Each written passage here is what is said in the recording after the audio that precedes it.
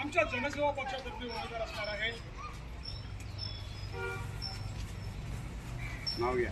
सिद्धिराज संपतराव गाडे Patil. Paper पडले, Sidhu alert झालास. उचल पेपर, उचल गोळी.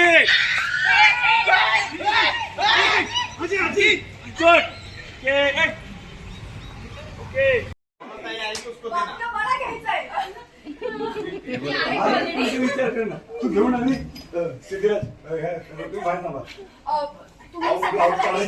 ना मला ड्रेसिंग करायचं. एकदा रिअल कर. अच्छा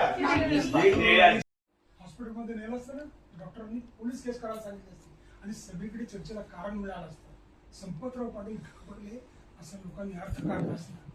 या निवडणुकीच्या तोंडावर भरती सध्या चर्चा नको आता. बघा आई आई काय झालं का? हत्तीला कसं लागलं? काय नशीब म्हणायचं आजीचं. कोणीतरी सिद्धूवर नेम धरला होता. त्याचा नेम चुकला आणि गोळी आजीला लागली.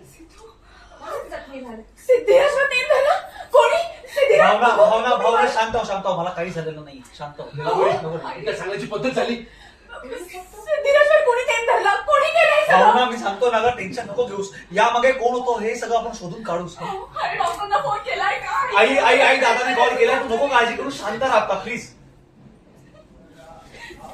एक मिनिट दादा बाबा तुम्ही प्लीज सगळे बाहेर थांबता का? मला ड्रेसिंग करू. हा कर लवकर कर. या डॉक्टर या.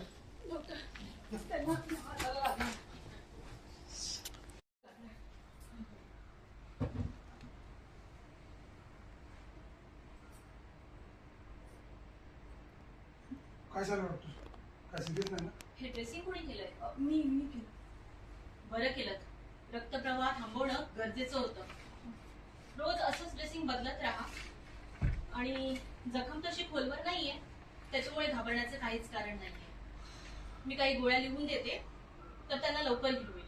ठीक आहे? ठीक आहे डॉक्टर. या